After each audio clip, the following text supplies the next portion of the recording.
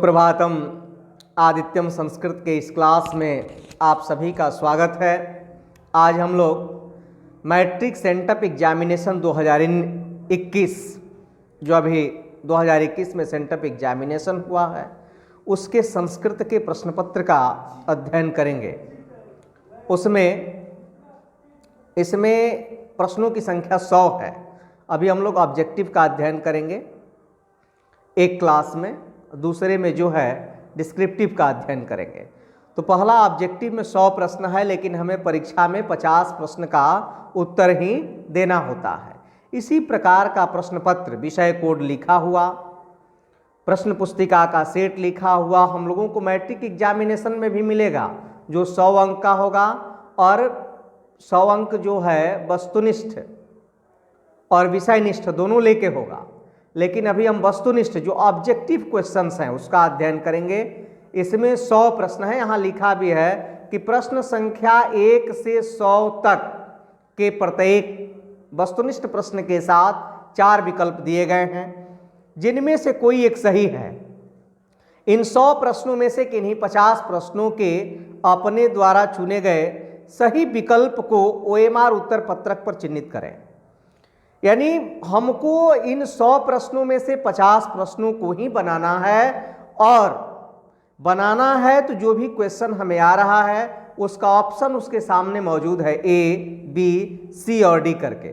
जो ऑप्शन सही है उसी ऑप्शन का जो OMR सीट मुझे मिलेगा, जिसमें लिखा होगा क्वेश्चन नंबर और फिर उसके बगल में ABCD करके गोल गोल जो है बना होता है, तो जो सही उत्तर होगा उसको जो है हम काला कर देंगे।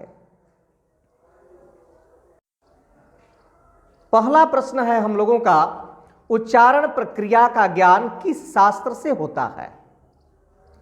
और इसके 4 विकल्प दिए गए हैं, A शिक्षा, B कल्प, C छंद और D निरुक्त। तो हमारा कौन सा ऑप्शन सही है? A, यानी उच्चारण प्रक्रिया का ज्ञान किस शास्त्र से होता है? शिक्षा से होता है। यहाँ इसको जो है शिक्षा, उच्चारण प्रक्रिया का ज्ञान किस शास्त्र से होता है? शिक्षा से होता है। और हमारा पहले का A ऑप्शन सही है, इसको हम कर लेंगे। दूसरा है, वेद किस प्रकार का शास्त्र है? तो हम लोगों ने पढ़ा है पाठ्य पुस्तक में कि वेद जो है नित्य शास्त्र है, यानी B ऑप्शन इसका सही है। फिर हम आगे बढ़ते हैं। क्वेश्चन नंबर 3 है, जगन्नाथ में कौन संधि है? कौन संधि है? ऑप्शन दे दिया, स्वर संधि, व्यंजन संधि, विसर्ग संधि और मुख संधि। तो मुख संधि तो होता ही नहीं है। जगन्नाथ का बनता है जगत धन नाथ। जगत ज ग और त में क्या हो जाता है? हलंत। और प्रथम पद के अंतिम वर्ण में जब हलंत लगा हो मीन्स वहां व्यंजन संधि होती है, इसलिए इसमें कौन संधि हो जाएगी? व्यंजन संधि। और तीसरा का जो है B ऑप्शन सही है। प्रश्न संख्या 4 में आते हैं। लिखता है कि पुष्पाश्रिता में किन किन वर्णों की संधि हुई है?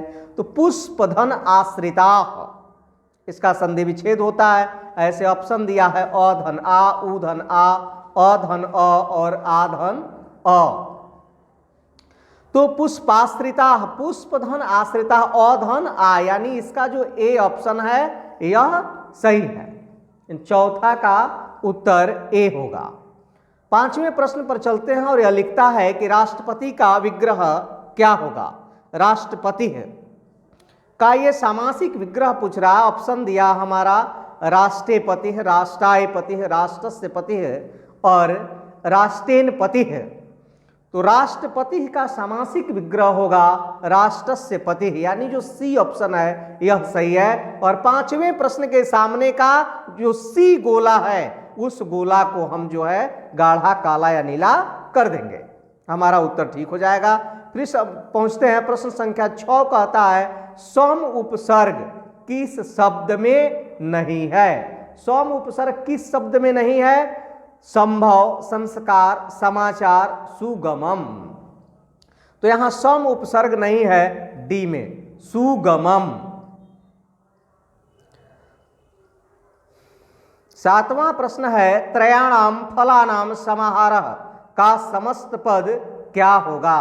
त्रयाणाम फलानाम समाहार, या समासिक विग्रह है और पूछ रहा है कि इससे बनने वाला जो समासिक पद होगा, समस्त पद, वह क्या होगा। इसमें ऑप्शन दिया है त्रिफला, त्रिफली, त्रिफलम, और यहां भी लिखा त्रिफलम, डी में भी। तो हमारा त्रयाणाम फलानाम समाहार बन जाता है त्रिफला, यानी ए ऑप्शन जो है क्या है, सही है। अब हम आगे बढ़ते हैं प्रश्न संख्या 8 पर। प्रश्न संख्या 8 कहता है कि पटना में किसके समय में कौमुदी महोत्सव मनाया जाता था। और हम लोगों ने पाटलिपुत्र वैभवम पाठ का अध्ययन किया है। यहाँ ऑप्शन है मुगल काल, गुप्त काल, मौर्य काल और आंगल काल। और उस पाटलिपुत्र वैभवम पाठ में लिखा है कि पटना में किसके समय में कौमुदी महोत्सव मनाया जाता था। हमारा सही उत्तर क्या होगा, बी, गुप्त काल। हमारे साथ यदि कक्षा 10वीं के बच्चे देख रहे हैं जो बिहार बोर्ड के परीक्षार्थी हैं, तो वह जो है पहले से विचार करें। मैं कुछ समय देता हूं कि आप भी अपना उत्तर जो है दिमाग से बताएं और फिर मैं आपको सही उत्तर बता देता हूं। प्रश्न संख्या 9 है, पटना का प्राचीन नाम कौन नहीं है। और यहां लिखा पुष्पपुर, कुसुमपुर, मोदफलपुर और पाटलिपुत्र। तो पटना का प्राचीन नाम कौन नहीं है, तो इसका सी उत्तर है, सी ऑप्शन सही है, मोदफलपुर। यानी पटना का प्राचीन नाम पुष्पपुर भी है, कुसुमपुर भी है और पाटलिपुत्र भी है। पाटलिपुत्र वैभवम पाठ जो द्वितीय पाठ है हमारे संस्कृत के पाठ्य पुस्तक का, उसमें से हम देख सकते हैं, जान सकते हैं।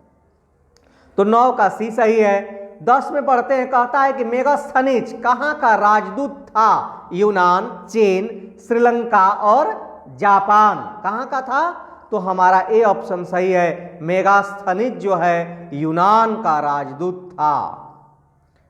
प्रश्न संख्या 11 पर आते हैं और यह कहता है कि हिरण्यमयेन पात्रेण रिक्त स्थान सत्य धर्माय दृष्टे, यह मंत्र किस उपनिषद का है। ऑप्शन दिया कठोपनिषद,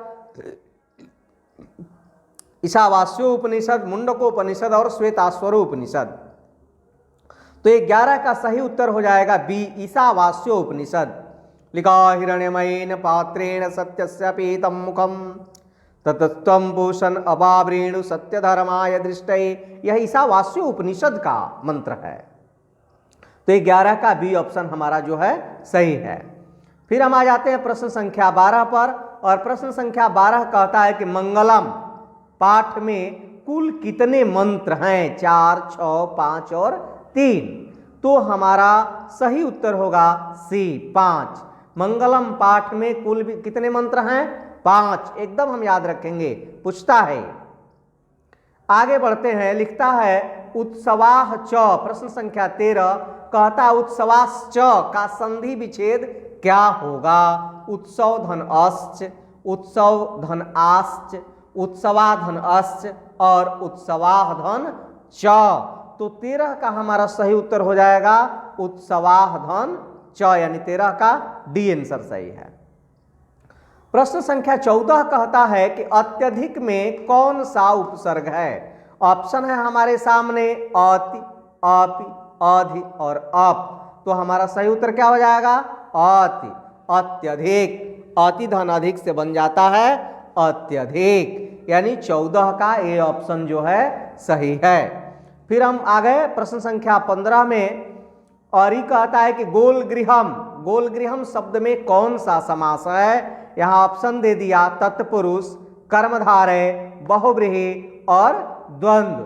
तो हमारा इसमें जो है बी ऑप्शन सही है, कर्मधारय। गोलम गृहम, गोल गृहम कर्मधारय समास है। फिर हम आगे बढ़ते, यहाँ बी ऑप्शन जो है इसका टिक कर दिया मैंने, सही है, 15 का बी। और फिर हम आ जाते हैं प्रश्न संख्या 16 पर। 16 कहता है निर्धारण के अर्थ में कौन सी विभक्ति होती है। ऑप्शन दिया चतुर्थी, पंचमी, सप्तमी और तृतीया। तो निर्धारण के अर्थ में सप्तमी विभक्ति होती है, निर्धारणे सप्तमी।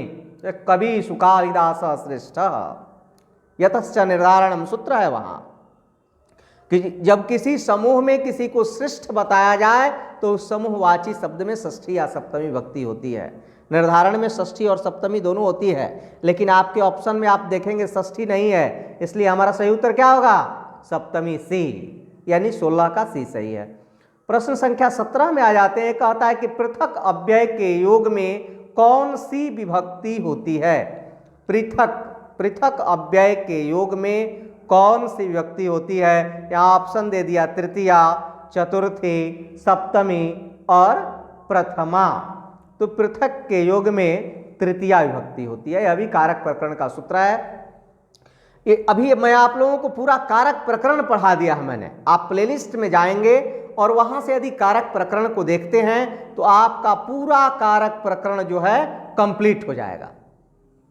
सभी जो विभक्ति सूत्र हैं, उपपद विभक्ति सूत्र हैं, मैं सभी सूत्रों का क्रमबद्ध अध्ययन करा दिया, जहां आपको कोई परेशानी, कोई दिक्कत नहीं होगी। परीक्षा का ऐसा कोई भी कारक प्रकरण का सूत्र नहीं होगा जो आपको छूटेगा, आपके सिलेबस के अकॉर्डिंग है। आगे हम प्रश्न संख्या 18 पर पहुंचते हैं। 18 कहता है कि पीतरी किस शब्द का रूप है? पीतरी किस शब्द का रूप है? ऑप्शन दे दिया, पिता, पितृ, पितर और पितरम। तो पितृ शब्द का रूप है पीतरी। पीतरी किस शब्द का रूप है? पितृ शब्द का, यानी 18 का बी ऑप्शन सही है। 19 में आ गए हम। 19 कहता है कि खाद किस लकार का रूप है? लट, लंग, लोट और लरेट। तो कुछ चीजों को ध्यान दे, जैसे लट, लट खाद में आका था, खादती, खादता हो जाता है, वो खाद अइबे नहीं करेगा। लंग में भी नहीं आएगा, लोट में आएगा, यानी 19 का जो है सी ऑप्शन सही है और ये लोट लकार होगा। नहीं, मध्यम पुरुष एक वचन में खाद हो जाता है। लोट में कैसे चलता है? तू तावंतु ही तमता, ही के स्थान पर खाद हो जाएगा। और प्रश्न संख्या 20 जो है ये कहता है कि भवानी, भवानी में कौन सा स्त्री प्रत्यय है? इंगीस, इंगीप, इंगीन और ती। अभी स्त्री प्रत्यय का विस्तृत अध्ययन कराना बाकी है, वह भी कराएंगे ही हम आप लोगों को। तो स्त्री प्रत्यय में अब जानना है कि भवानी में कौन सा लगा है भाई? तो इंगीस, इंगीस स्त्री प्रत्यय लगा है। स्त्री प्रत्ययों की संख्या कुल 8 है। टाप, डाप, चाप, इंगीप, इंगीस, इंगीन, उंग और ती। तो भवानी शब्द में इंगीस स्त्री प्रत्यय लगा है। 20 का ए ऑप्शन सही है। आ गए हम 21 में। 21 कहता है कि खादनम में कौन प्रत्यय है? खादनम, खादनम में कौन प्रत्यय है? सत्री है, सानच है, ल्यूट है या कतः है? तो 21 का सही उत्तर हो जाएगा ल्यूट, यानी खादनम में कौन प्रत्यय है? ल्यूट प्रत्यय है। फिर हम आ गए प्रश्न संख्या 22 पर। 22 कहता है कि तमप प्रत्यय किस पद में है? तमप किस पद में है? ऑप्शन दे दिया, शोभनम, शोभनतरम, शोभनतमम और शोभनेयम। तो हमारा सी ऑप्शन सही हो जाएगा, शोभनतमम, क्योंकि तम जुड़ता है, तम जुड़ता है और अंत में तमप जिसमें भी लगेगा उस शब्द के अंत में तम जुड़ता है, और एक सी ऑप्शन का शोभनतमम ही है जिसमें तम जुड़ा है। आगे 23, प्रश्न संख्या 23 कहता है कि वीरेश्वर कैसा मंत्री था? दयालु, ईमानदार, क्रूर या दुष्ट? तो हमारा सही उत्तर क्या हो जाएगा कि वीरेश्वर दयालु मंत्री था। वीरेश्वर कैसा मंत्री था? दयालु मंत्री था, यानी 23 का ए ऑप्शन सही है। 24 में आ गए हम। 24 कहता है कि अलसशाला में आग क्यों लगाई गई? अलसशाला जो आलसियों का शाला था, आलसियों का घर था, उसमें आग क्यों लगाई गई? ऑप्शन है यहाँ असली आलसियों को चिन्हित करने के लिए, आलसियों को भगाने के लिए, आलसियों को जगाने के लिए, या अलसशाला का खर्च कम करने के लिए। तो यहाँ जो है हमारा सही उत्तर ए हो जाएगा, असली आलसियों को चिन्हित करने के लिए। क्योंकि जो वीरेश्वर के नियुक्त थे सिपाही, उन सबों ने सोचा कि अलसशाला पर बहुत अधिक धन व्यय हो रहा है, बहुत लोग ऐसे ही कपट से आलस्य को धारण करके आ गए हैं, वो भी भोजन को ग्रहण कर रहे हैं। तो असल ही आलसी का पहचान करने के लिए, चिन्हित करने के लिए उन नियुक्त पुरुषों ने उस अलसशाला में आग लगाई। तो 24 का ये ऑप्शन हमारा सही है। हम कुछ समय लग रहा है लेकिन समझाते जा रहे हैं ताकि हमारे बच्चों को भविष्य में कोई दिक्कत ना हो, या दिमाग में बात बैठ जाए कि यही उत्तर क्यों होगा। संस्कृत साहित्य कैसा है? ऑप्शन है अल्प, विपुल, अर्थहीन और अत्यल्प। तो इसका बी ऑप्शन सही है। संस्कृत साहित्य कैसा है? विपुल है, विस्तृत है। प्रश्न संख्या 26 पर आ गए हम कि वरदाम्बिका परिणय किसकी रचना है? वरदाम्बिका परिणय संस्कृत साहित्य लेखिका पाठ का हम लोगों ने अध्ययन किया है, मैंने अध्ययन कराया भी है, आप इस चैनल पर देख सकते हैं। वरदाम्बिका परिणय किसकी रचना है? गंगा देवी, पंडिता क्षमाराव, पुष्पा दीक्षित, तिरुमलांबा। तो 26 का सही उत्तर हो जाएगा डी, तिरुमलांबा। तिरुमलांबा ने लिखा है वरदाम्बिका परिणय। आगे हम आ गए प्रश्न संख्या 27 पर, और प्रश्न संख्या 27 कह रहा है कि गायन्ति देवाः किल गीतकानि धन्यास्तु ते भारत भूमि भागः। यहाँ पुरुषाः सुरत्वात् तक दिया पद्य किस पुराण से संकलित है? और यहाँ ऑप्शन दे दिया विष्णु पुराण, भागवत पुराण, नारद पुराण और पद्म पुराण। तो हमारा सही उत्तर होगा विष्णु पुराण। गायन्ति देवाः किल गीतकानि, यह जो पद्य है वह विष्णु पुराण का है।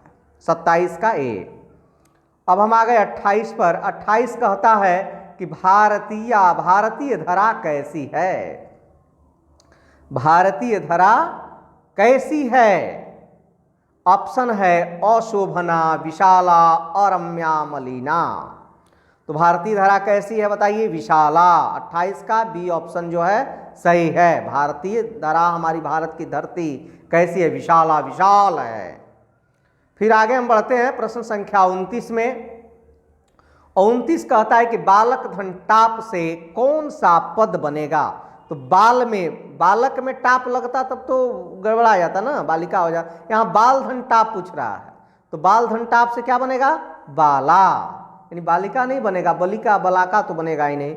ये बाल धन टाप से क्या बनेगा? बाला। इस बात का ध्यान रखेंगे, टाप, डाप, चाप जहां भी लगता है पुल्लिंग शब्द से स्त्रीलिंग बनाने के लिए उस पुल्लिंग शब्द के पीछे आ लग जाता है, बाल है, बाला। तो 29 का सी ऑप्शन सही है। फिर हम प्रश्न संख्या 30 में आ गए। 30 कहता है कि नम धातु के लिरिट लाकार का रूप क्या होगा? नमति, अनमत, नमतु और फिर लिख दिया नंस्यति। तो लिरिट में ही क्या हो जाएगा? नंस्यति। लिरिट लाकार है और हो जाता है नंस्यति, यानी 30 का जो है डी ऑप्शन हमारा सही है। नम धातु के लिरिट लाकार का रूप क्या हो जाएगा? नंस्यति। अब आगे बढ़ते हैं हम प्रश्न संख्या 31 पर। 31 कह रहा है कि किस शब्द में अनियर प्रत्यय है? अब अनियर प्रत्यय जिस भी शब्द में लगता है अन्य जुड़ जाता है पीछे, नहीं पठ होगा तो पठनीय हो जाएगा, दृश्य होगा तो दर्शनीय हो जाएगा। यहाँ लिखा द्रष्टव्यम पाठकः दर्शनीयम श्रवणम। तो ऐसे ही देखने से लग रहा है कि 31 का जो है सी ऑप्शन हमारा सही है। अन्य इसी में जुड़ा है, नहीं दृश्य क्या बना? दर्शनीय, देखने योग्य। तो 31 का सी सही है। फिर हम आ गए 32 में। 32 कहता है कि मनुष्यत्व में कौन सा तद्धित प्रत्यय है? यह मैं बताया हूं कि तद्धित प्रत्यय कहाँ लगता है, कृत प्रत्यय कहाँ लगता है, स्त्री प्रत्यय, सुप प्रत्यय, तिंग प्रत्यय कहाँ लगते हैं, इनको लगाने का तरीका क्या है? आप प्लेलिस्ट से जरूर जाके देख लें, कुछ प्रत्यय भी आपका जो है कंप्लीट हो जाएगा। 32 कह दिया कि मनुष्यत्व में कौन सा तद्धित प्रत्यय है, तो हमारा सही उत्तर हो जाएगा त्व, यानी ए ऑप्शन जो है सही है। अब आ गए हम प्रश्न संख्या 33 में। 33 कहता है कि त्रल प्रत्यय किस अव्यय में नहीं है? त्रल प्रत्यय जो है किस अव्यय में नहीं है? अत्र, तत्र, कुतः, अन्यत्र। तो ऐसे ही लग रहा है कुतः में नहीं है, यानी 33 का सी ऑप्शन सही है। फिर हम आ गए कहाँ? 34 में। और 34 कहता है कि जन्म पूर्व संस्कार क्यों किया जाता है? गर्भ की रक्षा के लिए, गर्भस्थ के में संस्कार रोपण हेतु, गर्भवती की प्रसन्नता के लिए। तो इन सभी के लिए हमारा सही उत्तर क्या हो जाएगा? इन सभी के लिए गर्भाधान, पुंसवन और सीमंतोन्नयन। जन्म से पूर्व बच्चे का होता है, जन्म से पहले जो है 3 संस्कार होते हैं, गर्भाधान, पुंसवन और सीमंतोन्नयन। उसी को समझा के लिख दिया है कि गर्भाधान गर्भ की रक्षा के लिए होता है, पुंसवन गर्भस्थ शिशु हमारा संस्कारी हो इसके लिए होता है, और सीमंतोन्नयन संस्कार होता है गर्भवती की प्रसन्नता के लिए। तो हमारा 34 का डी ऑप्शन सही है और हम डी ही लिखेंगे। फिर हम आ गए प्रश्न संख्या 35 पर, और 35 कहता है कि गुरु घर से गृहस्थ जीवन में प्रवेश किस संस्कार के द्वारा होता? ऑप्शन है उपनयन, समावर्तन, विवाह और अक्षरारंभ। तो हमारा सही उत्तर हो जाएगा समावर्तन। समावर्तन संस्कार के द्वारा जो है गुरु जी के घर से शिष्य जो है गृहस्थ जीवन में प्रवेश करता है। आगे हम आ गए प्रश्न संख्या 36 पर, और 36 कह रहा है कि लाजा होम कर्मकांड किस संस्कार में होता है? जात कर्म, विवाह, अन्नप्राशन और उपनयन। तो लाजा होम कर्मकांड किस संस्कार में होता है? विवाह में होता है। प्रश्न संख्या 37 कहता है कि किसका व्याकरण प्रसिद्ध है? किसका व्याकरण प्रसिद्ध है? इंद्र, यास्क, पाणिनि, गौतम। तो एकदम बिना समझे ही कह देना है पाणिनि। पाणिनि जैसा कोई व्याकरण नहीं हुआ, व्याकरण को जानने वाला और व्याकरण को लिखने वाला नहीं हुआ। इनकी पुस्तक का नाम है अष्टाध्यायी, 8 अध्याय हैं उसमें, इसलिए उस पुस्तक का नाम ही रख दिया क्या? अष्टाध्यायी। तो किसका व्याकरण प्रसिद्ध है? पाणिनि का, और 37 का सी ऑप्शन सही है। अब आ गए हम प्रश्न संख्या 38 में। 38 कहता है कि कृषि विज्ञान के प्रवर्तक आचार्य कौन हैं? ऑप्शन है हमारे सामने बराहमिर, आर्यभट्ट, चरक और पराशर। तो 38 का हमारा सही उत्तर क्या है? डी है। पराशर ऋषि जो है कृषि विज्ञान के प्रवर्तक आचार्य हैं। तो ये जान लिए हम। फिर अब पहुंचते हैं प्रश्न संख्या कहाँ? 39 में। प्रश्न संख्या 39 कहता है कि आज मानवता के विनाश का भय किससे है? ऑप्शन विश्व विध्वंसक अस्त्रों से, विश्व प्रेम से, असहयोग से और आपसी मित्रता से।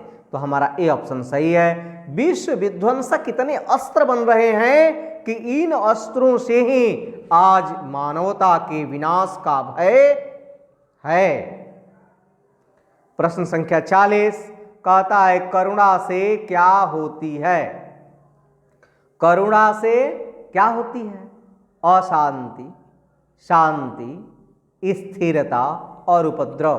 तो करुणा से क्या होती है? शांति, यानी 40 का जो है बी ऑप्शन सही है।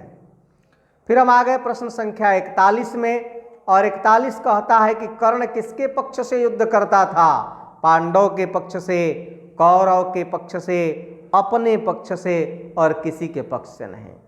तो सही उत्तर क्या हो जाएगा? बी, कौरव पक्ष से जो है कर्ण युद्ध कर रहा था। अब आ गए हम 42 में। 42 कहता है ददातु ददातु, यानी दे दो दे दो। यह किसका कथन है?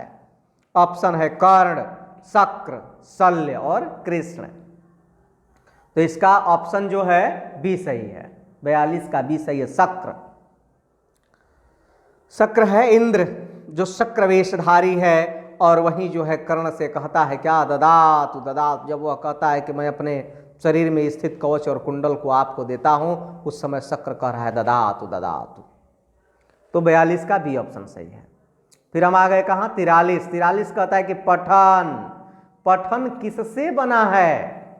पठन किससे बना है? ऑप्शन है पठधन ल्यूट, पठधन घय, पठधन सत्रे और पठधन अण। तो हमारा सही उत्तर हो जाएगा पठधन सत्रे। पठ धातु में जब सत्री प्रत्यय लगता है तो बन जाता है पठन, यानी 43 का सी सही है।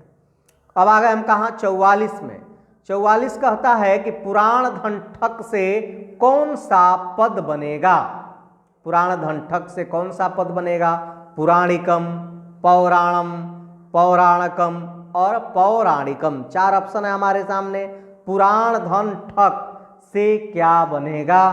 तो हमारा सही उत्तर हो जाएगा पौराणिकम, यानी 44 का जो है डी ऑप्शन सही है। 45 में आ गए हम, कहता है कि दा धातु में जब कत्वा प्रत्यय लगेगा तो कौन सा शब्द बना। दा धन कत्वा से कौन शब्द बना है? ऑप्शन है दत्वा, दत्तम, दानम और देयम। तो कत्वा लगेगा तो ऐसे ही त्वा हो जाएगा ना, जुड़ जाएगा, तो क्या बन जाएगा? दत्वा, यानी 45 का ए ऑप्शन सही है। 46 कहता है कि संख्या पूर्वो द्विगुह का उदाहरण कौन सा है? और द्विगु समास वहां होता है जिसका पहला पद क्या हो? संख्यावाची हो, 1 2 3 5 8 कुछ भी हो। तो तारामंडलम, त्रिभुवनम, महितल तिलकम, घनश्याम, तो ऐसे ही दिख रहा है कि बी जो है त्रिभुवनम इसका सही है, क्योंकि त्रि माने तीन भुवनों का समाहार है यहाँ। तो ऐसे भी जहां भी समासिक पद में आ जाए पहले संख्यावाची, मीन्स वहां पर क्या हो जाएगा? द्विगु समास हो जाएगा। अब 46 के बाद हम पहुंचते हैं कहां? 47 में। और 47 कहता है कि ऊ धन अ से कौन सा नया वर्ण बनेगा? ऑप्शन है ब, उ, व और अव। तो यहां ध्यान रखेंगे, यहां ध्यान देने की बात है कि जहां भी यह होता ऊ का व हो जाता है, लेकिन व में हलंत रहता है, और यहाँ ऊ धन अ लिख दिया तो व में हलंत अ मिल गया, तो क्या हो गया? पूरा व हो गया, यानी सी ऑप्शन जो है सही है। ऊ धन अ बराबर क्या हो जाएगा? व। और फिर हम आ गए प्रश्न संख्या 48 पर। 48 कह रहा है कि बसद्विचित्रम में कौन संधि है? संयोग, विसर्ग, स्वर या व्यंजन? तो 48 का सही उत्तर हो जाएगा व्यंजन संधि है, यानी 48 का डी ऑप्शन सही है। फिर हम आ गए कहां? 49। और 49 कह रहा है कि राघव शिक्षकात संस्कृतम पठति। राघव शिक्षक से संस्कृत पढ़ता है। इस वाक्य में शिक्षकात पद में पंचमी विभक्ति किस सूत्र से हुई है? वित्रार्थानम भय हेतु आख्यातोपयोगे भुवः प्रभवः पराजेर सोढ़ा। तो यहाँ क्या हो जाएगा? आख्यातोपयोगे, जिससे नियम पूर्वक क्या कर रहा है? वो विद्या का अध्ययन कर रहा है, विद्या को सीख रहा है। तो यहाँ जो है आख्यातोपयोगे हो जाएगा, यानी 49 का बी ऑप्शन सही है। अब हम आ गए 50 में। 50 कहता है कि किस कारक में पंचमी विभक्ति होती है? एकदम आसान प्रश्न है? किस कारक में पंचमी होती है? अपादान, संप्रदान, अधिकरण और करण। तो अपादाने पंचमी, अपादान कारक में कौन विभक्ति होती है? पंचमी विभक्ति होती है, यानी 50 का ए ऑप्शन सही है। अब हम आगे बढ़ते हैं प्रश्न संख्या 51 पर। 51 कहता है कि पृच्छति, पृच्छति में कौन सी धातु है? ऑप्शन है पृच्छ, पूज, प्रच्छ और प्रथ। तो पृच्छति में कौन सी धातु है? 51 का सही उत्तर क्या हो जाएगा? प्रच्छ, यानी पृच्छति में कौन धातु है? प्रच्छ। 51 का सी ऑप्शन सही है। आप बढ़िया से समझें, कहीं कोई परेशानी हो आप कमेंट करके अवश्य लिखें कि हमको यहाँ समझ में नहीं आया, मैं समझाने का पूरा प्रयास करूँगा। 52 प्रश्न है, कहता है कि फलम शब्द के तृतीया बहुवचन का रूप कौन है? फलम तृतीया बहुवचन, और जितने भी नपुंसक लिंग पद हैं उनका भी शब्द रूप द्वितीया के बाद क्या हो जाता है? पुल्लिंग की तरह चलने लगता है तृतीया से। तो फलम फले फलानी, फलम फले फलानी, फलेन फलाभ्याम फलय है, यानी तृतीया बहुवचन में क्या हो जाएगा? फलय है। और 52 का बी ऑप्शन सही है। फिर हम आ गए प्रश्न संख्या 53 में। और 53 कहता है कि नीति श्लोकाः पाठ के आधार पर परम श्रेय क्या है? सत्य, धर्म, कर्म या अहिंसा? तो धर्म। एको धर्मः परमो श्रेयः, एक धर्म पर अपने जीवन काल में जीवन भर रहना ही क्या है? परम श्रेयस्कर है। 53 का बी ऑप्शन सही है। नीति श्लोका पाठ के आधार पर परम श्रेय क्या है? धर्म है। और फिर हम आ गए प्रश्न संख्या 54। ये कहता है कि अनर्थ निर्धनता का हनन किससे होता है? अकृत्रिम, पराक्रम, असत्य और अनाचार। 4 ऑप्शन है, तो 54 का सही उत्तर हो जाएगा पराक्रम। अनर्थो हंति पराक्रमः, पराक्रमम हो जाएगा यहाँ, बी ऑप्शन सही है 54 का। फिर हम आ गए प्रश्न संख्या 55 पर, और 55 कहता है कि छात्राणाम अध्ययनम तपः, छात्रों का अध्ययन करना ही क्या है, उनकी तपस्या है। का उपदेश राम प्रवेश राम को किसने दिया, किसने दिया, ऑप्शन है गुरु, पिता, माता, सहपाठी, तो गुरु ने दिया। छात्रों का अध्ययन करना ही उनकी तपस्या है। मैं क्लास में भी आप लोगों को बताता हूं कि आपका अध्ययन करना ही इस अवस्था में आपकी सबसे बड़ी तपस्या है, इसलिए मन लगा करके खूब अध्ययन करें। तो 55 का ए ऑप्शन सही है। फिर हम आ गए आगे 56 कहता है कि राम प्रवेश राम किसको जीवन की परम गति मानकर अध्ययन में जुट गया। ऑप्शन है शिक्षा कर्म, धर्म कर्म, अहिंसा और सत्कर्म, तो शिक्षा कर्म। शिक्षा कर्म को ही जीवन की परम गति मान करके राम प्रवेश राम क्या हुए, अध्ययन में जुट गए। आगे बढ़ते हैं प्रश्न संख्या 57। ये कहता है कि स्वामी दयानंद क्या थे, समाज सुधारक, धर्मांध, राजनेता या अध्यापक। तो स्वामी दयानंद सरस्वती जी क्या थे, समाज सुधारक। 57 का ए ऑप्शन सही है।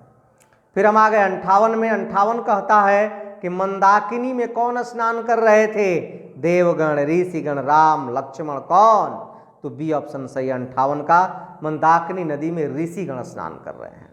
और मंदाकिनी वर्णन का अध्ययन भी हम लोगों ने किया है। मंदाकिनी वर्णन में जो है चित्रकूट में राम सीता को मंदाकिनी की शोभा का दर्शन करा रहे हैं, दिखा रहे हैं, और दिखा रहे हैं कि देखो ऋषिगण जो है मंदाकिनी नदी में स्नान कर रहे हैं, और उसके स्नान से सुशोभित होती हुई इस मंदाकिनी नदी को देखो। तो 58 का बी ऑप्शन सही है। फिर हम आ गए प्रश्न संख्या 59 में, और 59 कहता है कि कथम मारात्मके त्वयि विश्वासः, कथम मारात्मके त्वयि विश्वासः किसकी उक्ति है। ऑप्शन है पथिक, बाघ, लेखक, नारायण पंडित, जो उस पाठ के लेखक हैं। तो बताइए 59 का सही उत्तर हो जाएगा पथिक। कथम मारात्मके त्वयि विश्वास है, इसका हिंदी अर्थ समझते हैं आप, तुम्हारे जैसे हिंसक जीव पर कैसे विश्वास किया जाए। यह उक्ति उस पथिक की है, उस राहगीर की है।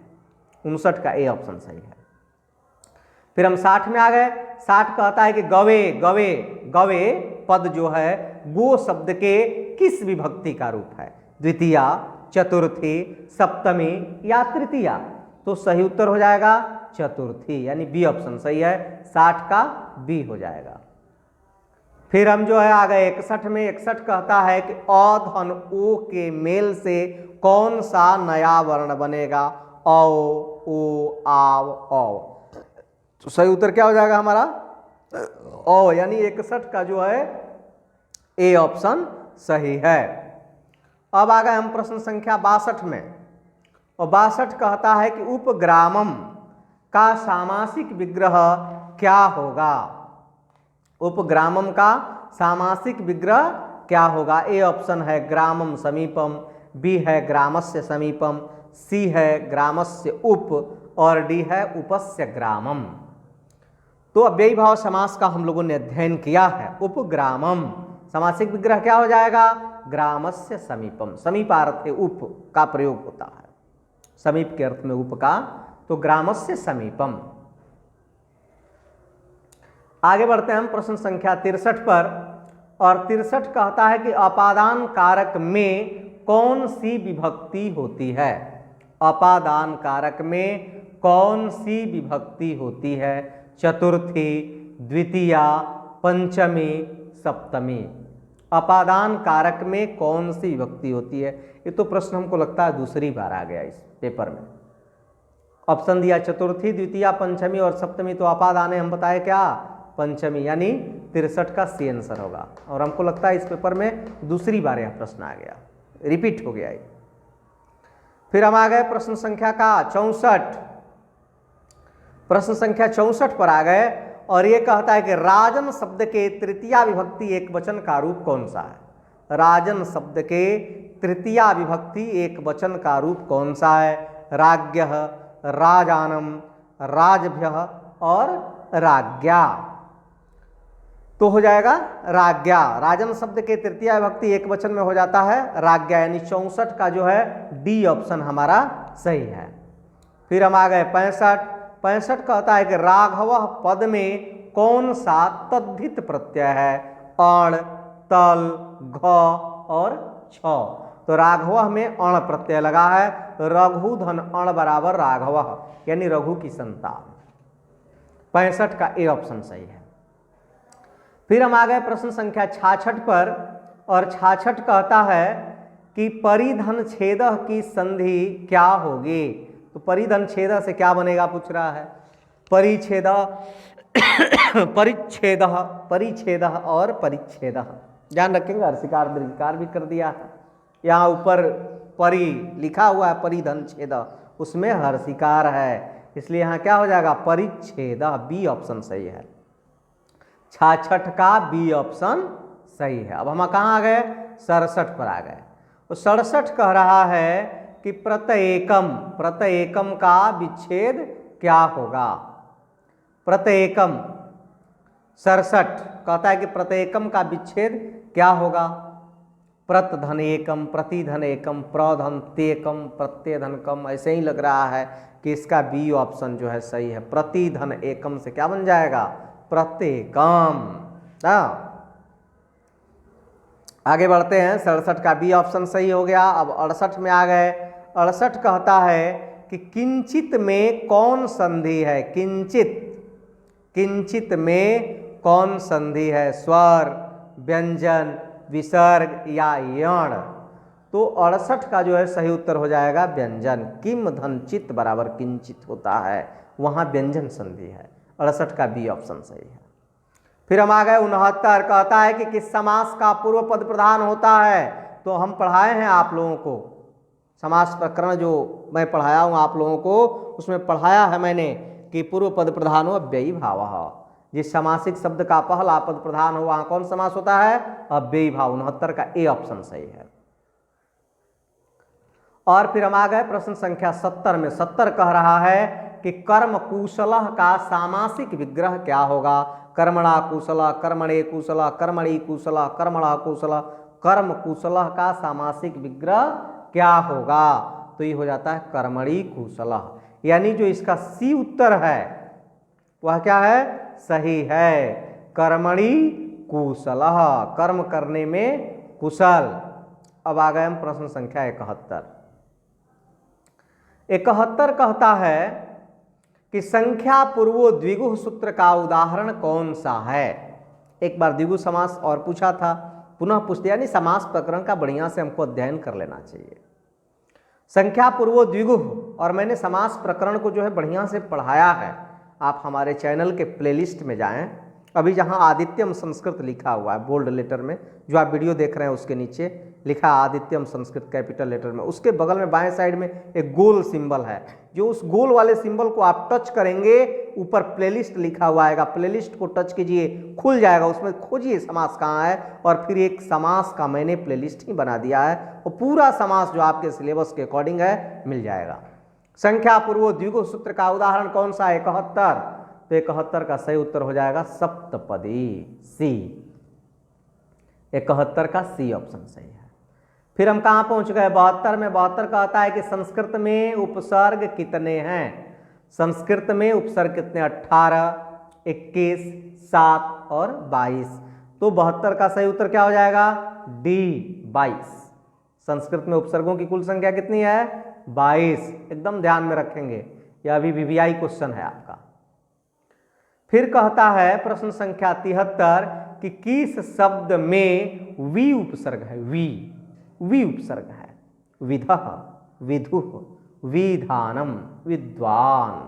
तो 73 का सही उत्तर क्या हो जाएगा? विधानम। धानम में वी उपसर्ग लगा है, बन गया विधानम।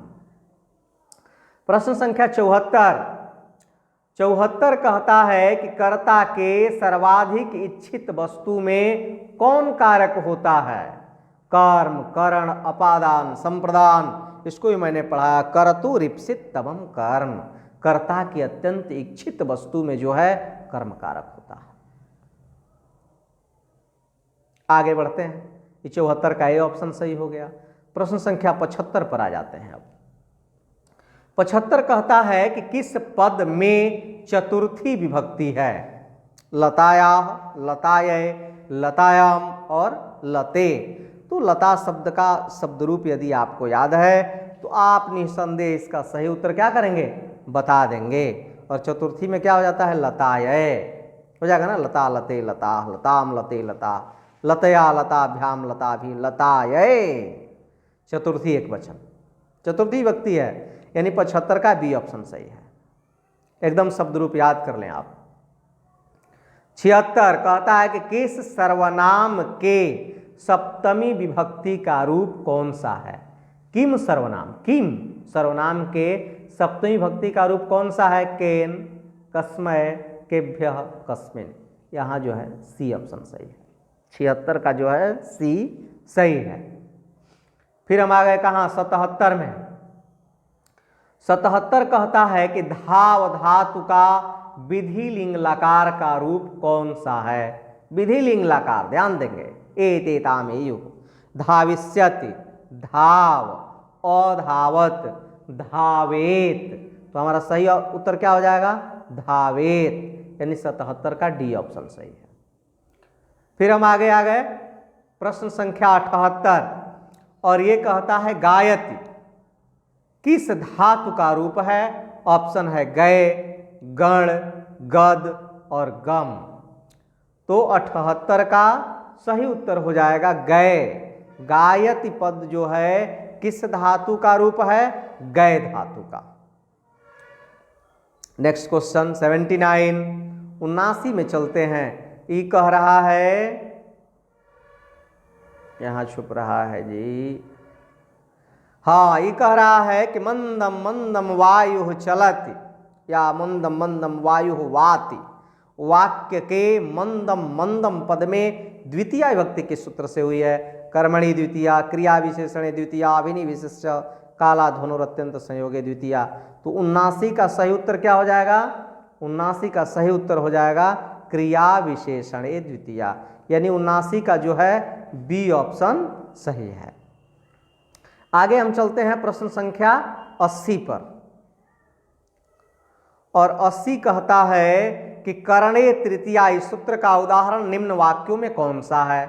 करणे तृतीया, ऑप्शन है सह पुस्तकेन छात्रः ज्ञायते, त्वम कलमेन लिखसि, राम अक्षणाकाण अस्ति, मया पत्रम लिख्यते। सब किसी ना किसी सूत्र से है, लेकिन यहाँ एकदम सामान्य सूत्र पूछ रहा है कि कर्ण कारक में तृतीया विभक्ति होती है। इस सूत्र का उदाहरण निम्न वाक्यों में कौन सा है? बी ऑप्शन सही है। 80 का बी ऑप्शन सही है, त्वम कलमेन लिखसि। फिर हम आ गए प्रश्न संख्या 81 पर। 81 कहता है कि गंतुम में कौन सा प्रत्यय है? गंतुम, गंतुम में कौन सा प्रत्यय? ऑप्शन है कत, कतवतु, ल्यूट और तुमुन। तो 81 का सही उत्तर हो जाएगा तुमुन, यानी डी ऑप्शन हमारा सही है। फिर हम आगे बढ़ते हैं। आगे आ गए प्रश्न संख्या 82 पर। 82 कहता है कि किस पद में लेप प्रत्यय है? किस पद में लेप प्रत्यय है? ऑप्शन है पराजित्य, दत्वा, आश्रयः और रचितम। तो 82 का सही उत्तर हो जाएगा पराजित्य। परा उपसर्ग पूर्वक जित धातु में लेप प्रत्यय लगा है तो क्या बन गया? पराजित्य।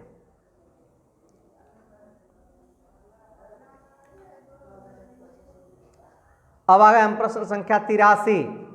83 कहता है कि राजन शब्द का स्त्रीलिंग रूप क्या होगा? राजन शब्द जो है उस शब्द का स्त्रीलिंग रूप क्या होगा? रानी, ऑप्शन है राज्ञी, राजकुमारी और राजपत्नी। तो 83 का हमारा सही उत्तर हो जाएगा राज्ञी। राजन शब्द का स्त्रीलिंग रूप है राज्ञी।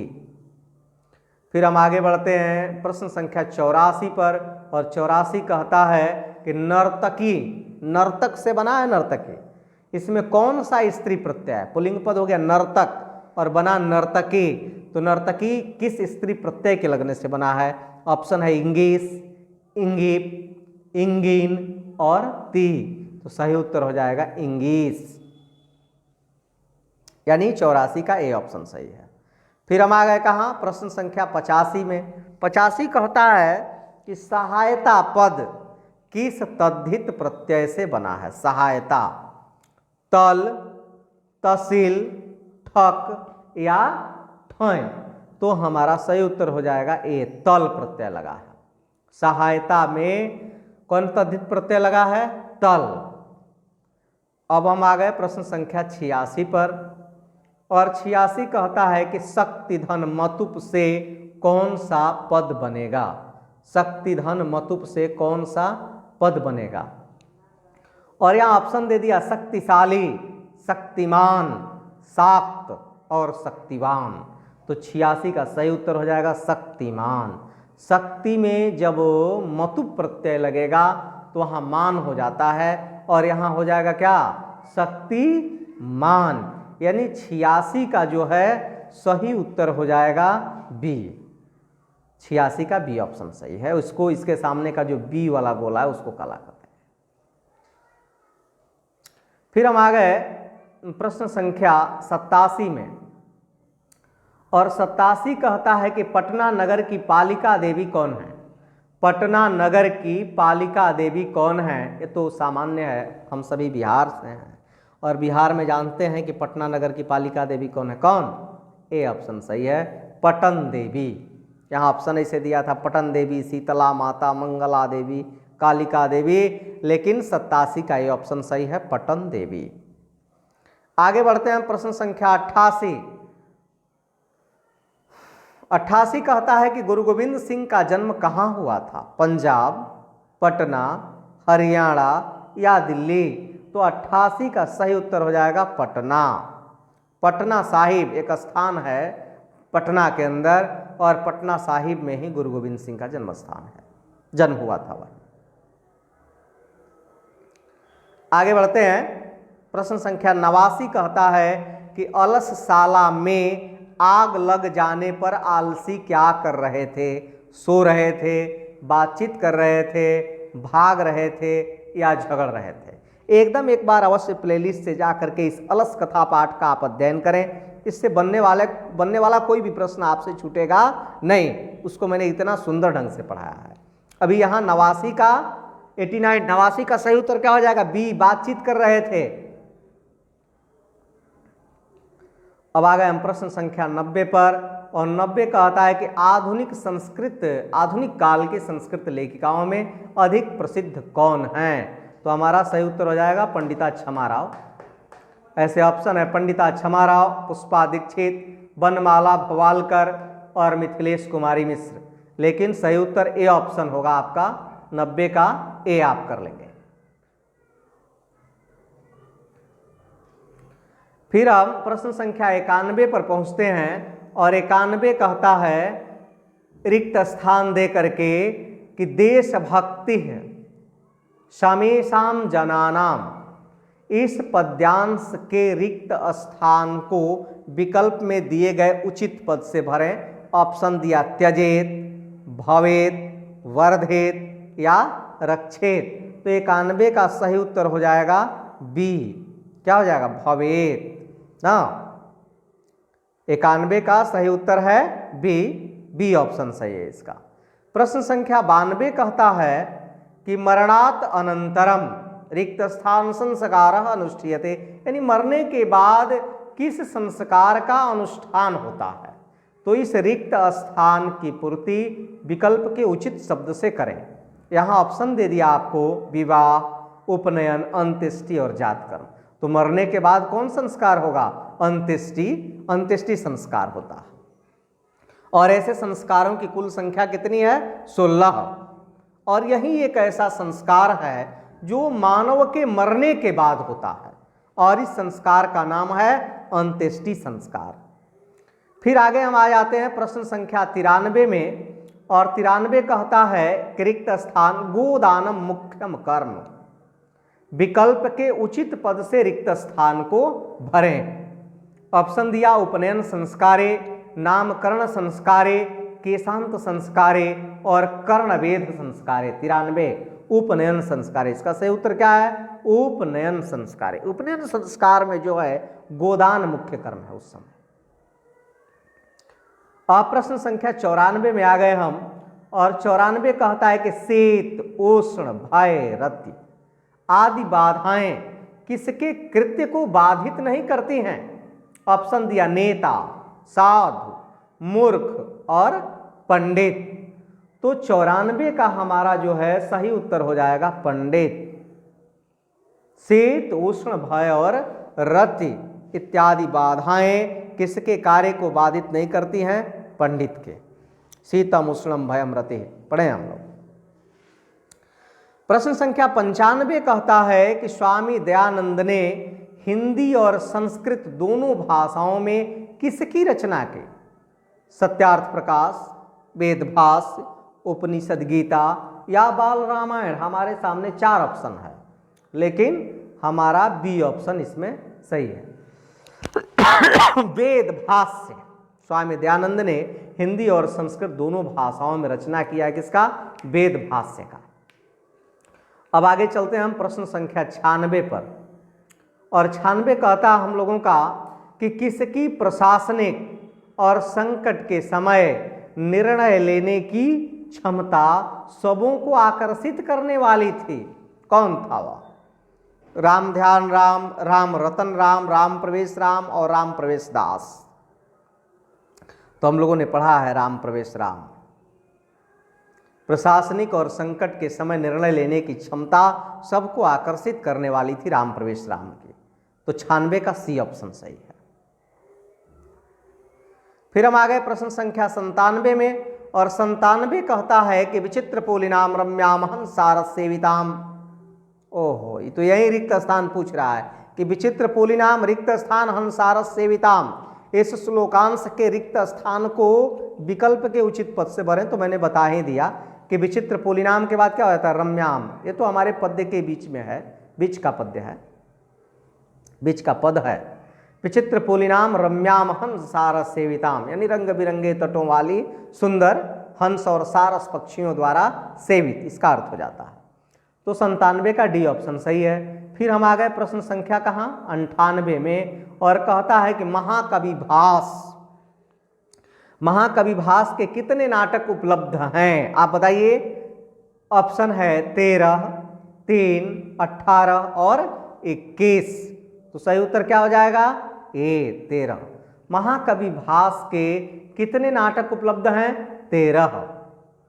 और फिर हम आ गए प्रश्न संख्या जो है 99 पर। 99 कहता है कि स्वार्थ किसको बढ़ाता है? स्वार्थ तो सबके अंदर है, लेकिन जब ज़्यादा कोई स्वार्थी हो जाएगा तो वह किसको बढ़ाता है भाई? किस चीज़ को की वृद्धि कर देता है? तो इसके लिए ऑप्शन है मित्रता, शत्रुता, घृणा और क्रोध। तो सही ऑप्शन हो जाएगा बी, शत्रुता। स्वार्थ यदि आपके अंदर ज़्यादा बढ़ जाएगा तो वह शत्रुता का क्या है? जन्मदाता है, जन्म देता है। और हम आ गए प्रश्न संख्या 100 पर कि निरुक्त के रचनाकार कौन है? निरुक्त के रचनाकार कौन है? निरुक्त किसने लिखा है? ऑप्शन है पिंगल, पाणिनि, यास्क और लगध। सही उत्तर क्या हो जाएगा? यास्क। यानी निरुक्त किसने लिखा है? यास्क ने। 100 का सी ऑप्शन सही है। तो हम लोग ये जो प्रश्न पत्र था इसके कुल 100 प्रश्नों का अध्ययन कर लिए। ऐसे ही मैट्रिक एग्जामिनेशन में हमारा जो क्वेश्चन पेपर संस्कृत का होगा प्रश्न पत्र, उसमें ऑब्जेक्टिव 100 आएंगे, लेकिन हमको बनाना 50 ही है, और वह 50 बनाना है जिसका सही उत्तर हमें आ रहा हो। ध्यान रखना है। पहला बना लिए, पहला आ रहा था हमको तो पहला के सामने का सी ऑप्शन ठीक था, उसको कलर कर लिए। अब दूसरा नहीं आ रहा है, तीसरा नहीं आ रहा, चौथा आ रहा है, तो चौथा का बी ऑप्शन है, तो चौथा के सामने वाला बी को क्या करेंगे? गोल कर देंगे, एकदम काला कर देंगे या नीला कर देंगे, जो भी पेन अपने पास मौजूद होगा। तो हम लोग अभी जो है 2021, आज से हम आपके मैट्रिक परीक्षा पर ही वर्क कर रहे हैं। तो 2021 का जो ये सेंटअप एग्जामिनेशन का क्वेश्चन पेपर था, इसके ऑब्जेक्टिव का हल हम लोगों ने जान लिया। अब हम इसके डिस्क्रिप्टिव जो विषयनिष्ठ प्रश्न हैं वह प्रश्न भी कैसे लिखे जाते हैं वह भी हम बताएंगे आपको। या जो आपके गद्यांश हैं 13 नंबर के 2 गद्यांश, एक 7 नंबर का और दूसरा 6 नंबर का, हम कुछ सेलेक्टेड गद्यांश भी आपको बताएंगे जो आपके परीक्षा के लिए अत्यंत उपयोगी होगा या हो सकता है वही जो है इस परीक्षा में आ जाए। तो फिर हम आपसे मिलते हैं, तब तक के लिए बहुत बहुत धन्यवाद और शुभकामनाएं।